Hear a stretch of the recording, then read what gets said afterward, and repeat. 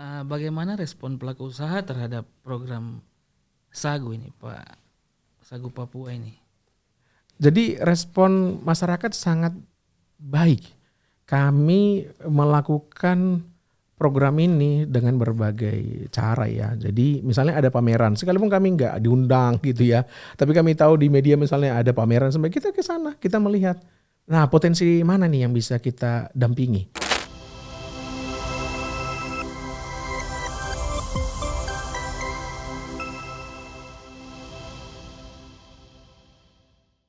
Salam jumpa Sobat Tobi dimanapun Anda berada.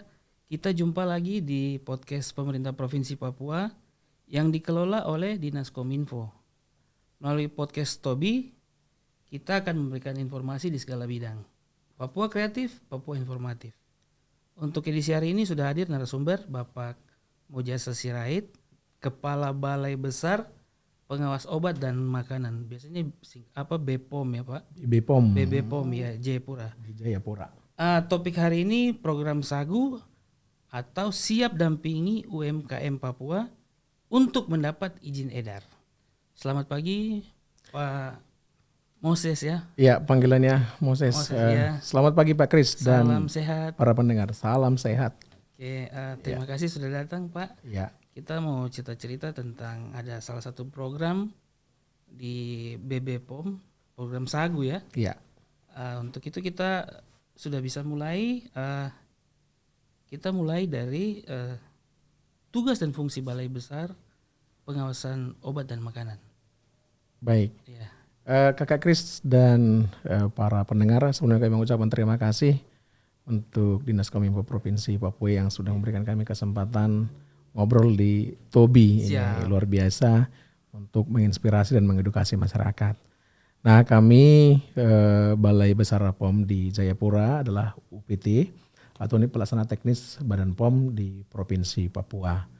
Jadi kantor Badan POM itu ada 3 di Papua, 1 di Jayapura, Balai Besar, ya, otonom dan, ya. Ya. Kemudian 1 lagi di Merauke dan di Timika itu Loka Mimika dan Loka Merauke.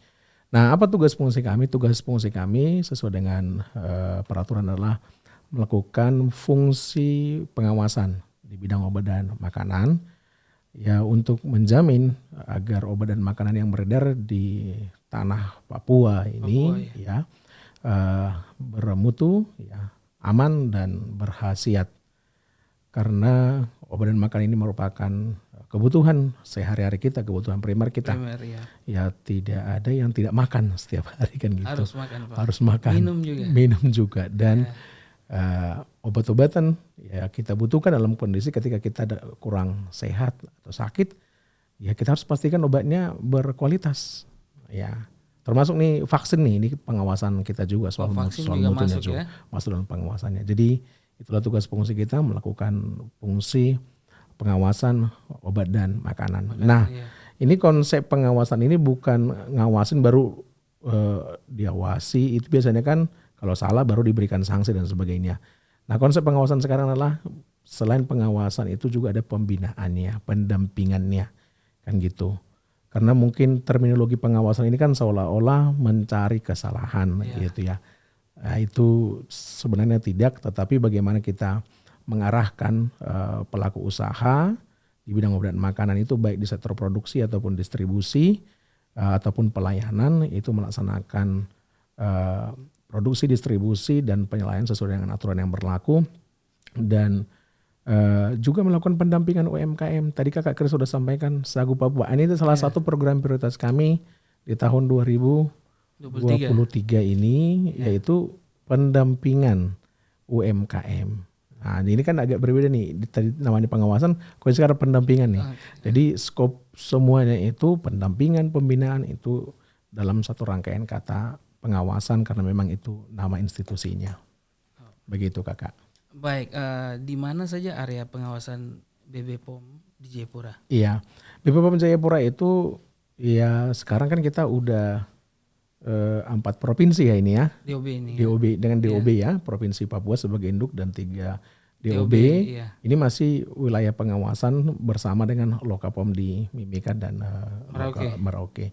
Mimika itu ada 6 kabupaten menjadi wilayah pengawasannya, Merauke 3, Jayapura 20. Tapi kita sebagai Balai Besar POM di Jayapura adalah sebagai balai koordinator untuk kedua kantor ini. Gitu. Jadi kita mengawal dan mendampingi 2 kantor yang ada di Merauke dan Timika. Iya. Produk-produk apa saja yang diawasi oleh Badan POM? Nah ini dia. Kalau namanya kan obat dan makanan. Jadi orang selalu berpikir ya obat tok gitu ya, obat ya kalau misalnya paracetamol, amoxicillin itu mungkin dipikirkan.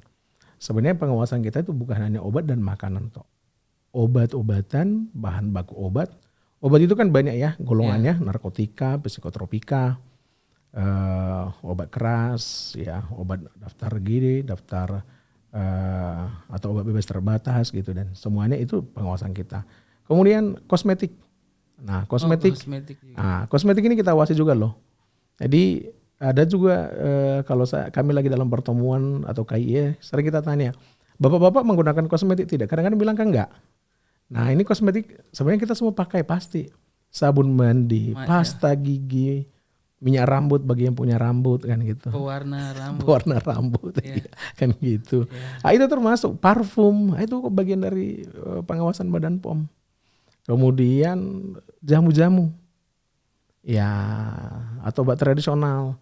Nah ini kita perlu edukasi, jadi jangan sembarang minum jamu juga. Kan ada misalnya yang mengklaim bisa menyembuhkan sakit A, B, C, D, semua penyakit. Nah, itu enggak, itu termasuk oleh pengawasan kita, gitu ya. Kemudian suplemen kesehatan juga. Vaksin seperti saya katakan tadi, vaksin dan produk biologi lainnya kita kawal juga. Kemudian makanan dan minuman. Ya, makanan, minuman termasuk juga bahan yang dilarang ditambahkan pada pangan, misalnya formalin. Nah, peredaran formalin itu kita awasi. Ya, jangan sampai masuk pada jalur distribusi produksi makanan. Gitu. Karena formalin kan harusnya digunakan untuk pengawetan aja atau industri perkayuan kan gitu. Jangan sampai ditaruh di makanan. Gitu. Termasuk pewarna tekstil yang berpotensi disalahgunakan pada pangan, itu juga wilayah pengawasan. Pengawet ya? Iya, pengawet, pewarna gitu ya. Misalnya tadi formalin, boraks, rhodamid B, metanil ilo, itu kita awasi karena itu sering disalahgunakan ditambahkan pada pangan dan itu sangat beresiko pada kesehatan. Nah, rokok sebenarnya juga kami awasi. Rokok itu terutama kadar tar dan kadar nikotinnya, termasuk pelabelan dan sebagainya. Nah, produk-produk yang saya sampaikan tadi itu diawasi dalam skop mulai dari produksinya sampai dengan dikonsumsi masyarakat, sampai didistribusikan dan di penjualan sampai nanti akan dikonsumsi masyarakat. Jadi itu disebut pengawasan pre-market dan post-market. Pre-market itu sebelum produk itu diproduksi, sebelum mendapatkan izin edar, nanti hubungannya dengan Sagu Papua ya gitu. Ya kita cek dulu industrinya sesuai kualifikasi tidak, tenaganya punya kompetensi tidak, bahan bakunya bermutu tidak. Nah ada tenaga laboratorium tidak, itu kita periksa semua. Kalau sudah kita yakini dan sesuai standar, baru nanti kita akan berikan rekomendasi untuk dia mendapatkan izin edar. Setelah mendapatkan izin edar, setelah itu produk-produk diproduksi dan kemudian ada di toko, di warung, di hypermart dan sebagainya, itu kita sampling lagi, kita uji secara laboratorium. Nah itu disebut pengawasan post market. Berarti bukan hanya obat dan makanan saja Pak? Bukan. Masyarakat juga mungkin bisa membantu ya kalau seandainya menemukan yang seperti tadi Bapak bilang, mungkin ada dipakai tidak sesuai gitu, bisa melaporkan juga ke BB POM ya? Sangat bisa. Dan selama ini sudah cukup banyak yang melaporkan dan melalui Tobi ini kami berharap ini semakin luas informasi kalau ada masyarakat mau melaporkan ketika dia membeli makanan, minuman, kosmetik, jamu nggak sesuai dengan klaim atau mengganggu, silahkan laporkan, kita akan tindak lanjuti. Ada beberapa yang melaporkan ke kita, misalnya nih beli roti dari bakery A gitu ya. Dengan struk belanjanya tentu sebagai bukti pembelanjaan dari situ ya. Tanggal sekian gitu ya. Dan ternyata udah misalnya udah lapuk, udah basi, berjamur misalnya. disampaikan ke kita akan follow up. Kita akan langsung periksa tokonya gitu. Atau ada laporan misalnya kami menemukan di sini di toko ini ada pangan kadaluarsa. Ya itu kami sangat juga membutuhkan karena Pak Kris dan seluruh pendengar kami Badan POM nggak mungkin bisa awasin semuanya. semuanya Ya. itu. Inilah juga momen untuk kami menyampaikan informasi di Balai POM Jayapura itu kita punya channel-channel untuk pelaporan. Kami ada nomor HP nanti yang bisa dihubungi, ada media sosial. Ya, silakan saja nanti di take di situ, disertakan dengan buktinya kita akan follow up. Oh, baik. Iya. Pak, kita mungkin masuk ya UMKM ya. UMKM, oke. Kegiatan apa yang BB POM lakukan untuk mendukung UMKM? Nah, menelanjuti apa yang disampaikan oleh Bapak Presiden kita, ya kan bahwa kita harus mendukung UMKM. Ya kan kementerian lembaga juga semua kan ya membuat program ya mendampingi UMKM. Nah kaitan dengan kami Badan POM apa? Seperti saya katakan tadi, obat dan makanan ini kan sebenarnya adalah kebutuhan kita sehari dan sebenarnya potensinya ada di sekitar kita. Contohnya apa? Minyak buah merah. Kita di Papua ini belum ada yang memproduksi sampai dengan produk jadi. Kalau yang dulu Pak Amade mereka? Nah itu sebenarnya kan diklaim sebagai pangan industri rumah tangga PIRT. Tetapi klaimnya klaim kesehatan. Nah ini yang sebenarnya sudah kita berikan edukasi dan sekarang sedang berproses. Saya sebenarnya nanti siang rencana mau ke sana karena kami dari tahun lalu sudah mendampingi untuk mendapatkan izin edar. Jadi begini, ketika ada makanan tetapi mengklaim kesehatan itu nggak boleh. Itu ada semua aturannya. Harus diuji dulu. Harus ada diuji. Jadi kalau udah ada klaim dapat menyembuhkan misalnya atau membantu meringankan penyakit ini, itu harus ada bukti ilmiahnya. Ada risetnya. Ada risetnya. Nah, karena kalau tidak ya semua orang bisa saja mengklaim apapun. Ini mohon maaf nih saya ini kopi di depan kita ini, saya ini orang Farmasi nih kan, saya kalau tidak diatur oleh undang-undang saya bisa mengklaim apa saja. Ya kan? Ya. Membuat Anda menjadi pria yang perkasa ini, ya kan? Padahal mengandung obat dan sebagainya. Maka harus ada. Jadi memang selama ini kita masih memberikan dispensasi gitu bahwa melihat potensi yang ada kita nggak matikan gitu ya. Sekalipun secara aturan sebenarnya nggak boleh karena mengklaim kesehatan.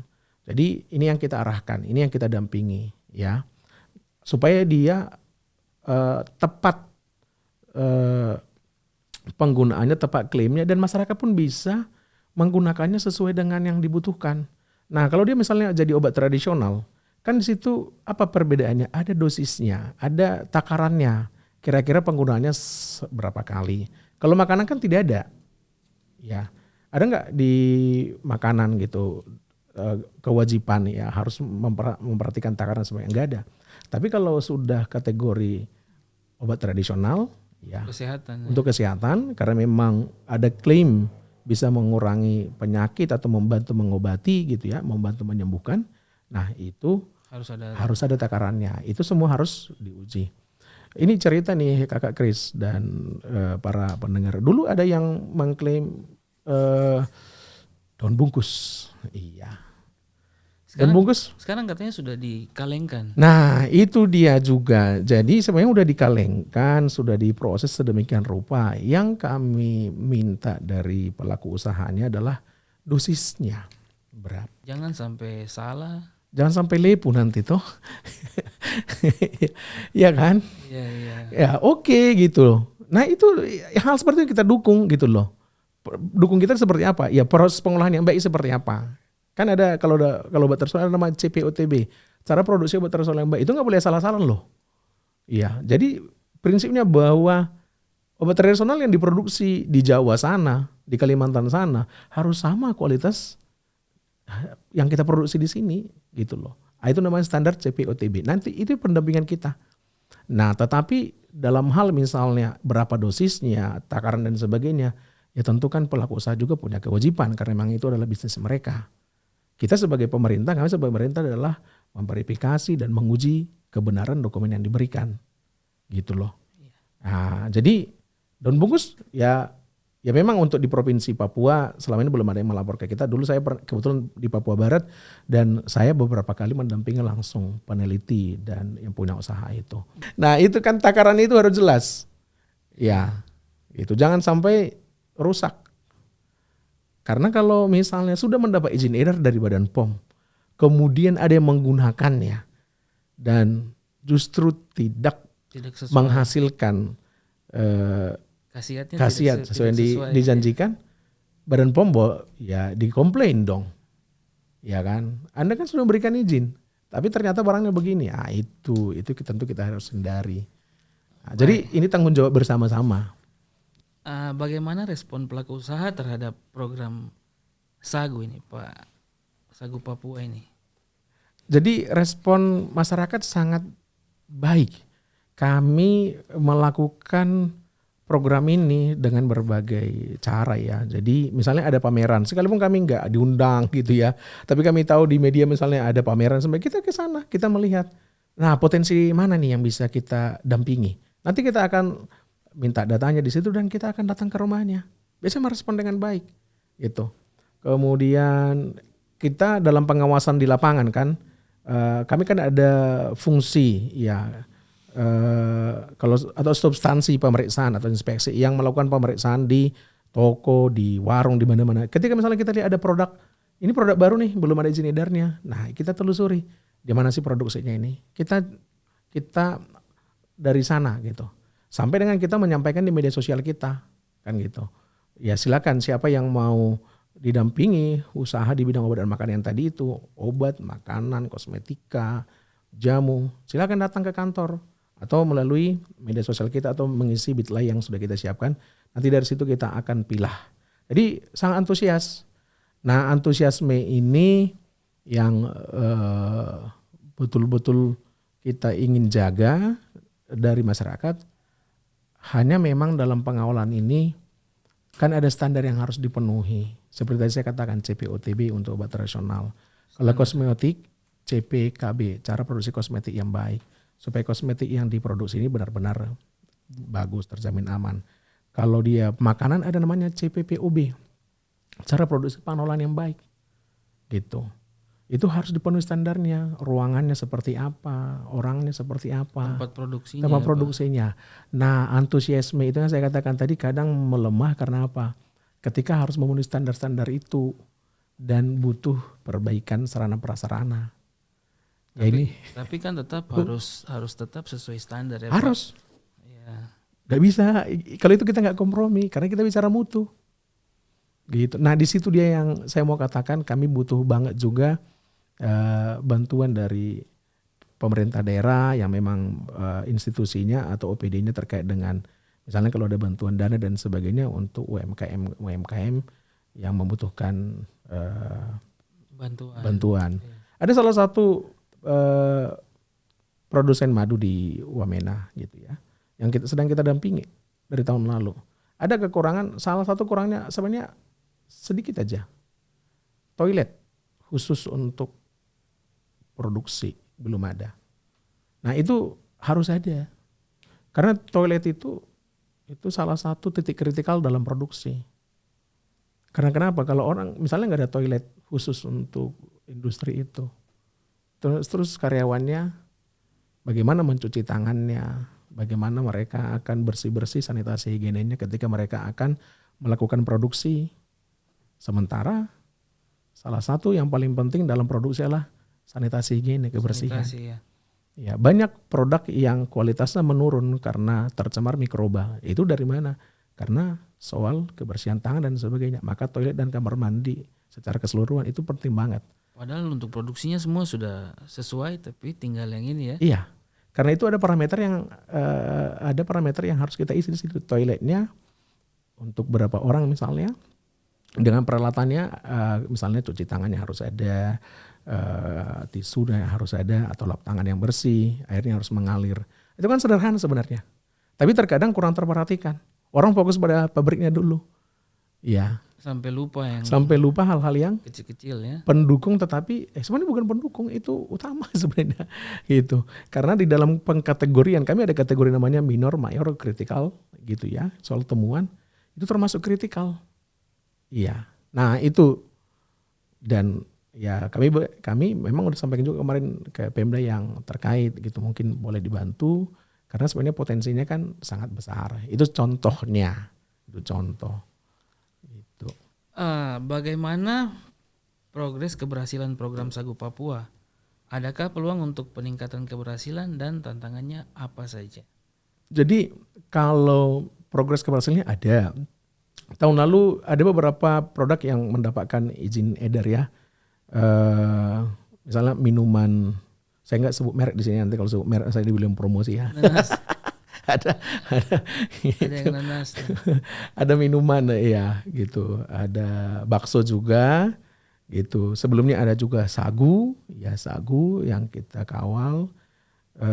Sebelumnya tapi udah agak lama sih, tahun 2021 beberapa produk kopi, kemudian minyak kayu putih. Ya, saya nggak sebut merek ya, karena saya sebut merek nanti bilang promosi saya gitu. Tapi jelas itu sudah dikawal dengan baik, didampingi sampai mendapatkan izin edar.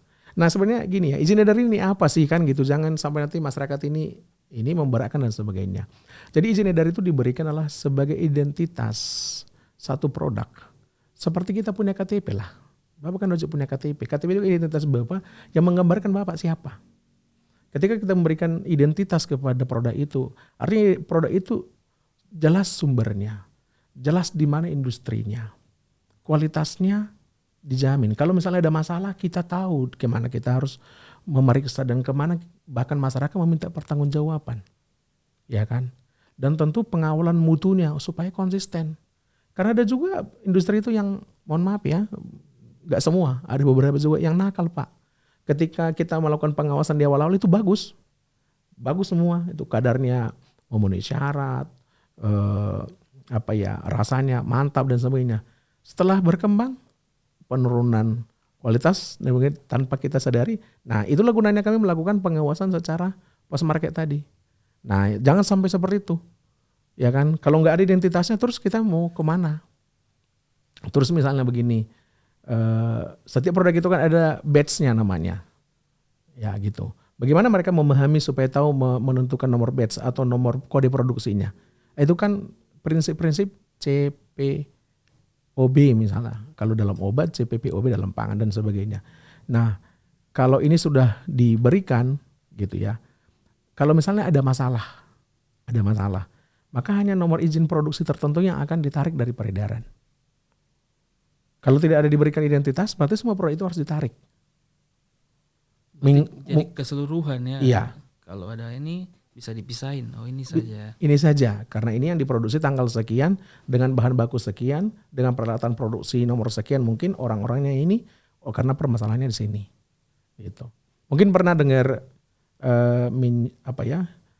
ada fragmen, ada sisa cacing pada ikan kaleng dulu ya, beberapa tahun lalu mungkin. Apakah semua ikan kaleng kemudian kita tarik dari peredaran? Oh tidak. Karena hanya batch-batch tertentu. Ya. Itu termasuk identitas yang akan melekat dengan izin edarnya semua itu. Karena itu semua harus dipenuhi industri sampai dia diberikan izin edar. Kalau dia memiliki izin edar, artinya dia sudah ya mengikuti tahapan-tahapan cara produksi yang baik. Sehingga memberikan kepercayaan lebih kepada masyarakat. Tentu masyarakat akan lebih tertarik, lebih yakin. Dan harapannya itu akan menaikkan penjualannya. Jadi akan kembali juga kepada siapa? Industrinya. Kan gitu. Di sisi lain bahwa memang undang-undang mengharuskan itu. Setiap produk yang beredar di Indonesia, ya baik yang diproduksi maupun yang diimpor, ya wajib memiliki izin edar dari institusi yang terkait. Baik Pak, kita lanjut. Bagaimana pelaku usaha bisa mendapatkan layanan program Sagu Papua dan adakah biaya yang harus disiapkan? Oh iya, ya jadi untuk mendapatkan layanannya silakan nanti datang ke kantor Balai POM Jayapura, ya temui tim kami, temui saya ya, yang semuanya baik-baik kok, nggak menggigit ya. Boleh juga menghubungi unit layanan pengaduan konsumen kami ULPK Balai Besar POM Jayapura di 0822 1772 7111 nilai pengaduan konsumen. Kita taruh aja di videonya. Ya. Ada juga media sosial kami, link media sosial kami, ada Facebook, ada IG, Sekarang IG yang ramai, Pak. IG ya. IG silakan. DM di DM ya. Kalau IG DM ya. DM ya, DM. Nanti kita akan follow up atau Bit.ly Sagu Papua. Isi nama industri ini, alamat ini di mana supaya nanti kita pilah. Karena begini Pak Kris dan para pendengar. Belum tentu itu semua harus izin dari Badan POM. Kalau makanan-makanan yang skala kecil, industrinya kecil, industri rumah tangga gitu ya, karena memang juga makanannya beresikonya rendah. Kan ada resiko makan itu rendah, sedang dan atau resiko rendah, menengah dan resiko tinggi.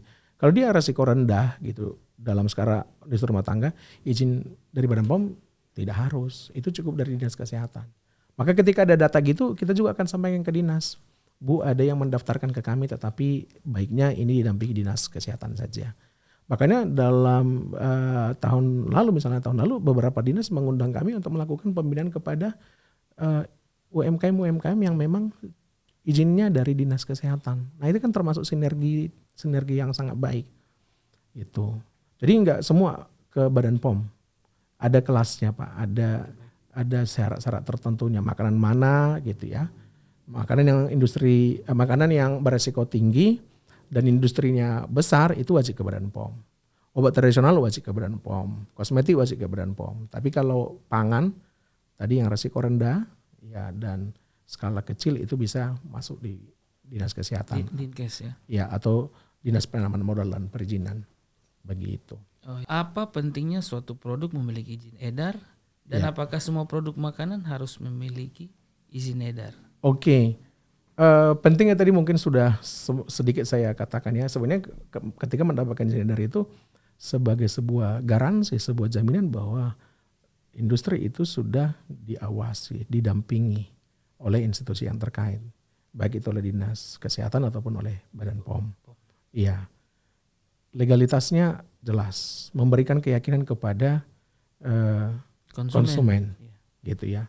Kalau nggak jelas, ya gimana ya? Mau komplain kemana? Ini siapa punya barang, kan gitu. Apalagi ini kan makanan, minuman, obat-obatan, sesuatu yang masuk dalam tubuh kita. Ini yang mungkin masih kurang diperhatikan loh, Pak Kris. Ini kan obat dan makanan ini sesuatu yang masuk dalam tubuh kita, jadi perlu memang dikawal. Ya, dalam hal izin edar itu, ya memberikan garansi tadi kepada konsumen bahwa itu sudah mendapatkan pembinaan, pendampingan ya, dan pengawasan dari institusi yang terkait dari sisi pre-marketnya gitu. Supaya pada akhirnya meningkatkan skala produksi dari industri itu. Kalau masyarakat kan sebagai konsumen udah yakin dengan produknya, penjualan naik, tentu industrinya juga akan berkembang kan gitu. Tidak semua produk harus mendapatkan izin edar. Jadi kalau makanan-makanan yang langsung disajikan misalnya di hadapan konsumen, misalnya kopi nih, kan tidak beli jus di warung atau di kafe ada izin edarnya enggak gitu ya. Itu makanan-makanan yang siap saji, itu tidak wajib izin edar. Kemudian kalau ada misalnya makanan, minuman atau obat-obatan yang dibawa atau diimpor dari luar negeri dengan jumlah yang sangat kecil untuk kebutuhan pribadi, untuk penggunaan pribadi, itu enggak wajib. Tidak perlu ya? Tidak perlu. Yang penting itu bukan untuk diperdagangkan. Dijual lagi. Sudah dijual lagi. Atau bahan baku sebuah produk gitu ya. Jadi memang itu bahan baku untuk diolah kembali menjadi produk lain. Itu enggak wajib memiliki izin edar. Jadi itu beberapa hal yang menjadi perhatian. Tidak semuanya gitu. Tetapi kalau diproduksi di sini untuk dijual langsung nanti kepada konsumen, ya kan? Dijual langsung maksudnya diproduksi kemudian dikemas dan dijual kepada konsumen, itu wajib memiliki izin edar gitu. Ya. Apa harapan dan pesan Bapak agar UMKM mampu menghasilkan produk yang berdaya saing? Oh, maaf saya lupa tadi soal biaya, ini perlu banget. Oh iya. Iya. Nah, dalam pendampingan ini kalau kami datang ke tempat ke sarananya ya, ke tempat produksinya, gak usah dipikirkan biaya, gak ada biayanya. Petugas kami akan datang itu full biaya negara gitu. Nah, soal nanti akan ada biaya, ya dalam hal mendaftarkan izin edarnya itu ada namanya PNBP, pendapatan negara bukan pajak. Itu rata-rata 250 sampai 500 ribu untuk satu produk selama 5 tahun. Oh, 250. 250 sampai Untuk 500 itu tergantung jenis produknya nanti. Itu. Tapi itu 5 tahun Pak. Berarti, Untuk 5 tahun. Berarti lama juga ya. Lama. Jadi katakanlah kalau 500 ribu untuk 5 tahun kan 100 ribu 1 tahun. Hitungannya kan. Jadi apakah itu terlalu berat? Saya pikir enggak lah ya. Kan gitu. Sedangkan beli pulsa sebulan berapa Pak? Banyak juga Pak. Beli pulsa udah cukup kan 100 ribu mungkin. Nah ini itu biayanya. Dan soal pengujian laboratorium kami ada upaya nih untuk pendampingan UMKM ini. Untuk produk-produk UMKM kami akan lakukan pengujian secara gratis, tetapi harus segera didaftarkan kepada kami gitu. Karena jumlahnya terbatas. Jadi kami ada punya target pengujian kan selama setahun itu sekian ribu obat, sekian ribu pangan gitu ya. Nah untuk UMKM ada juga kuotanya. Nah ini kan sudah ada yang mendaftarkan sebelumnya. Kalau sudah lewat dari kuota itu ya kita nggak bisa terima lagi. Artinya dia harus membayar untuk pengujian laboratoriumnya. Jadi selagi masih ada waktu kita akan fasilitasi itu selama masih dalam kuotanya. Jadi makanya ini mumpung masih awal tahun segera disampaikan untuk didampingi, tetapi harus berkomitmen penuh bahwa memang akan mengurusnya sampai tuntas.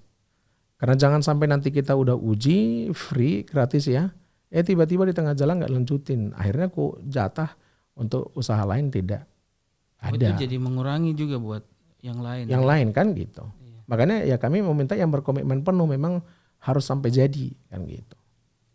Ya. Baik. Pak kita mungkin sampai di sini. Oh iya. Tapi kita siapa tahu Bapak masih ada mau yang sampaikan masyarakat. Mungkin Bapak ada himbauan. Baik. Buat masyarakat yang punya UMKM ini untuk bisa segera mendaftar atau seperti apa coba Bapak bisa sampaikan. Baik. Komitmen pemerintah dalam hal ini Balai Besar POM di Jayapura sebagai unit pelaksana teknis Badan POM. Kami sudah melakukan dari tahun-tahun sebelumnya, terutama 2023, kita akan intensifkan lagi. Inilah salah satu program prioritas kami, Sagu Papua. Siap dampingi UMKM Papua. Semua pengusaha di bidang obat, kosmetik, jamu, pangan, ya, yang produknya belum terdaftar, segera daftarkan di Badan POM untuk kami lakukan pendampingan, ya, supaya mendapatkan izin edar. Izin edar ya. Dan dalam pendampingan itu jangan khawatir, don't worry, itu tidak pakai biaya.